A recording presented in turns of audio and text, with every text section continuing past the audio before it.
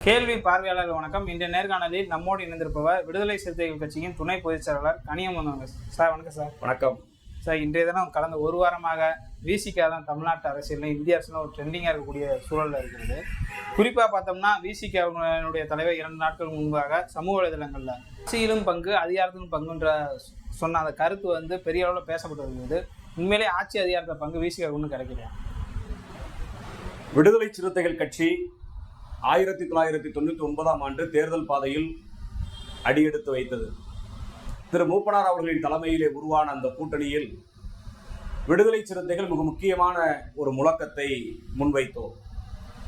அதுதான் ஆட்சியிலும் பங்கு அதிகாரத்திலும் பங்கு, கடைசி மனிதனுக்கும் ஜனநாயகம், எளிய மக்களுக்கும் அதிகாரம் என்கின்ற முழக்கத்தோடு தான் தேர்தல் அரசியலில் பயணப்பட்டோம். அண்மையில் இந்த மகளிர் மாநாடை ஒட்டி விடுதலை சிறுத்தைகளின் தலைவர் மண்டல வாரியாக கூட்டங்களில் பங்கேற்று வருகிறார். மறைமலை நகரில் பங்கேற்ற அந்த கூட்டத்தில் இந்த முழக்கத்தை மறுபடியும் எழுப்பினார்.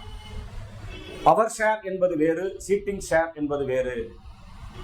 தேர்தலிலே கூட்டணி கட்சிகளிடம் தொகுதிகளை பெறுவது என்பது சீட்டிங் ஷேர்.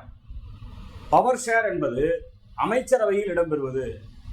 இது விடுதலை சிறுத்தைகளின் நெடுநாள் கோரிக்கை அல்லது நெடுநாள் கொள்கை முழக்கம்.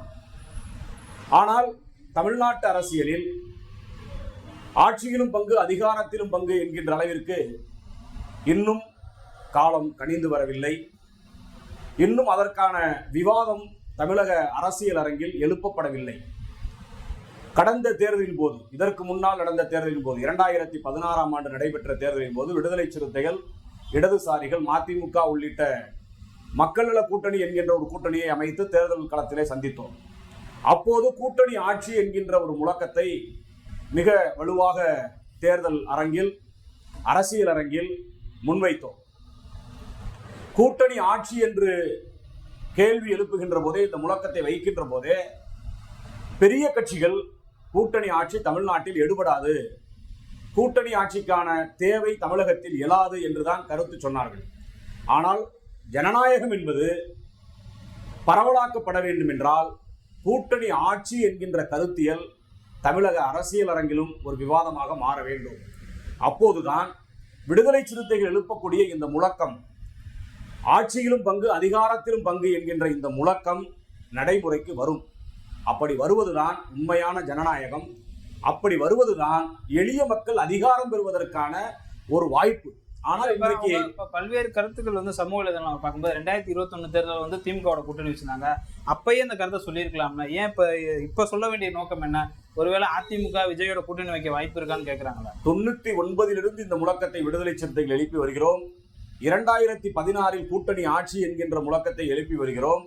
வருகிற அக்டோபர் 2ஆம் தேதி மது மற்றும் போதை ஒழிப்பு, போதை பொருட்கள் ஒழிப்பு மகளிர் மாநாட்டை விடுதலை சிறுத்தைகள் நடத்துகிறோம்.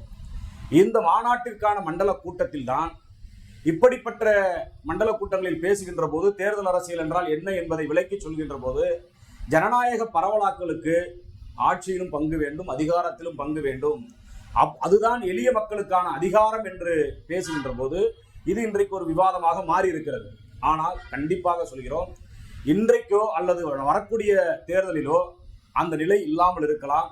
இந்த விவாதம் தமிழக அரசியல் அரங்கில் கண்டிப்பாக அனைவராலும் எழுப்பப்படும், காலம் கனியும்.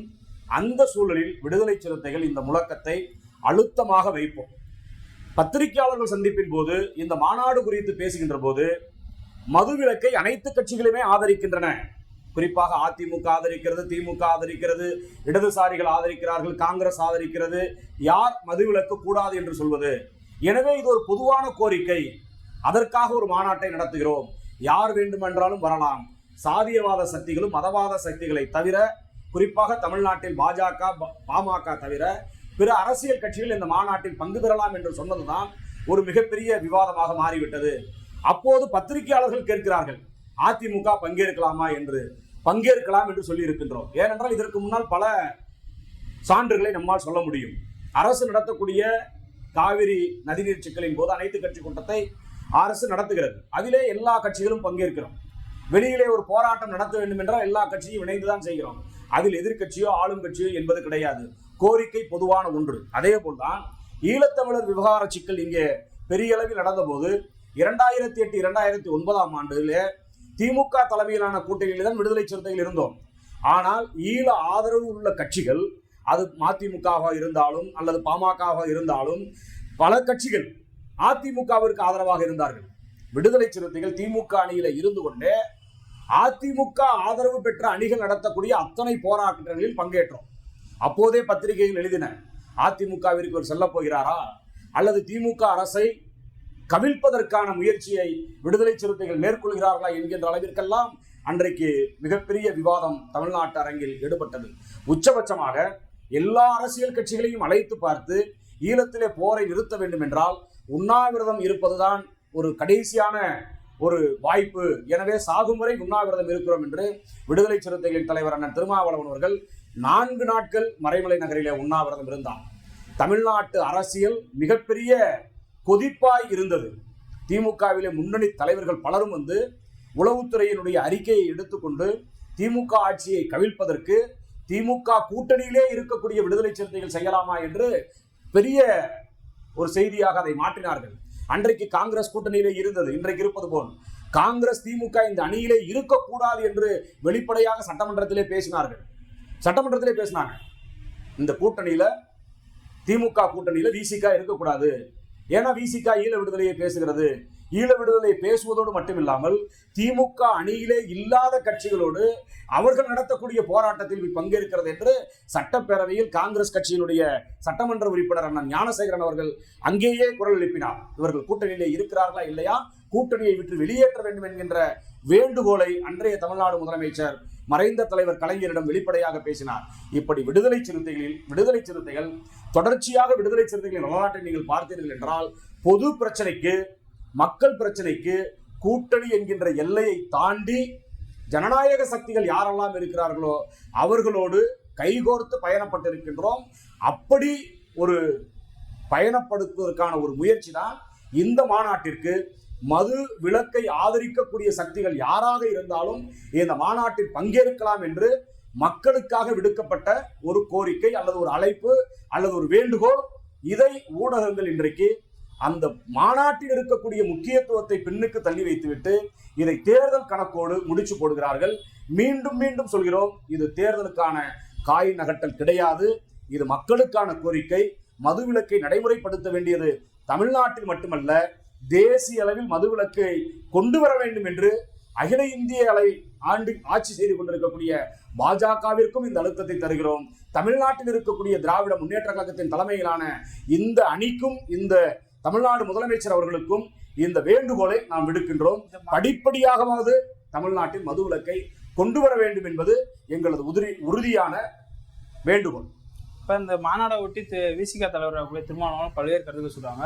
குறிப்பாக வந்து ஜாதியவாத மதவாத கட்சிகள் பங்கேற்கக்கூடாதுன்னு இருந்தாங்க. இப்போ அப்படியே சொல்லக்கூடிய அந்த சூழல்ல பாமகவினுடைய தலைவராக கூடிய அன்புமணி ராமதாஸ் அவர்கள் வந்து பாமக வந்து ஜாதி கட்சினா விசிக ஜாதி கட்சி இல்லையான்ற மாதிரி ஒரு கேள்வி வச்சிருக்காங்க. இந்த கேள்வி எப்படி பார்க்குறது? இது அவருடைய பதற்றத்தை காட்டுகிறது.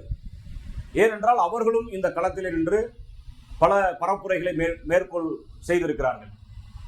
புகையிலையை தடை செய்ய வேண்டும், மதுவை ஒழிக்க வேண்டும் என்று எனக்கு தெரிய கடந்த 10 ஆண்டுகளுக்கு மேலாக தமிழ்நாட்டு பல மாவட்டங்களில் இதற்கான பரப்புரையை மேற்கொண்ட கட்சி பாமக. இன்றைக்கு விடுதலை சிறுத்தைகள் மது மற்றும் போதைப் பொருட்களை ஒழிப்போம் என்று மகளிர் மாநாடு நடத்துவது மிகப்பெரிய அதிர்வை அரசியல் அரங்கில் எழுப்பியிருக்கிறது. நீண்ட காலமாக அவர்கள் புகையிலையை தடை செய்ய வேண்டும், மதுவை ஒழிக்க வேண்டும் என்று எவ்வளவோ பரப்புரை மேற்கொண்டிருக்கிறார்கள். அவர்களுக்கு கிடைக்காத முக்கியத்துவம், அவர்களுக்கு கிடைக்காத அந்த அங்கீகாரம் விடுதலை சிறுத்தைகள் நடத்தக்கூடிய இந்த மாநாட்டிற்கு மிகப்பெரிய ஒரு அங்கீகாரத்தை அல்லது மிகப்பெரிய ஒரு அரசியல் அரங்கில் ஒரு விவாதமாக இது மாறி இருக்கிறது. அதுதான் அவர்களுக்கு மிகப்பெரிய வயிற்றெரிச்சலை ஏற்படுத்தியிருக்கிறது என்று நான் கருதுகிறேன். அதனால் பாமகவினுடைய அன்புமணி ராமதாஸ் அவர்கள் விடுதலை சிறுத்தைகள் கட்சியை ஒரு சாதி கட்சி என்கின்ற வளையத்திற்குள் அடைக்க பார்க்கின்றார். பாமக சாதி கட்சி என்பதற்கு ஏராளமான சான்றுகளை நம்மால் அடுக்க முடியும். இந்த சமூக கட்டமைப்பில் யதார்த்தமாக ஒரு தலித் சமூகத்தை சார்ந்த ஒரு கட்சி தொடங்கினால் அது தலித் கட்சி என்று ஓரம் கட்டப்படும். ஒரு இஸ்லாமியர் கட்சி துவங்கினால் அது இஸ்லாமியர் கட்சி என்று ஓரங்கட்டப்படும். இது யதார்த்தம். இது இந்த சமூக கட்டமைப்பு. அந்த கட்சியினுடைய தலைவர்களால் அது சுருங்கி போவது கிடையாது. தலித் சமூகத்திலே பிறந்தவர்களாக இருந்தாலும் சரி, அல்லது இஸ்லாமியர் சமூகத்திலே பிறந்தவர்களாக இருந்தாலும் சரி, அவர்கள் ஆரம்பிக்கக்கூடிய கட்சி குறுகிய வட்டத்திற்குள் உருவாக்கக்கூடிய கட்சி அல்ல. அது தமிழகம் தழுவிய அளவில், இந்திய அளவில், இந்திய மக்களின் உணர்வுகளை மதிக்கக்கூடிய வகையில் தான் ஒரு கட்சியை உருவாக்குவார்கள். ஆனால் இந்த சமூக கட்டமைப்பு எப்படி பார்க்கிறது என்றால், தலித் ஆரம்பித்தால் அது தலித்துகளுக்கான கட்சி, இஸ்லாமியர் ஆரம்பித்தால் அது இஸ்லாமியருக்கான கட்சி என்று சுருக்கி பார்ப்பது இந்த சமூகம் தானே ஒழிய இந்த தலைவர்கள் கிடையாது. ஆனால் பாட்டாளி மக்கள் கட்சி அப்படி கிடையாது. தலித் சமூகத்திலே பிறந்த தலைவர் கிடையாது, இஸ்லாமிய சமூகத்திலே பிறந்த தலைவர் கிடையாது. ஆனால் பாமக ஒரு பொதுவான கட்சியாக தமிழக மண்ணில் எழுச்சி பெற முடியாததற்கான காரணம், உருப்பெற முடியாததற்கான காரணம் இந்த சமூக யதார்த்த நடவடிக்கை கிடையாது, அவர்களது அரசியல் நடவடிக்கை தான். அது ஒரு சாதி கட்சியாக இன்றைக்கு சுருங்கி போய் இருக்கிறது.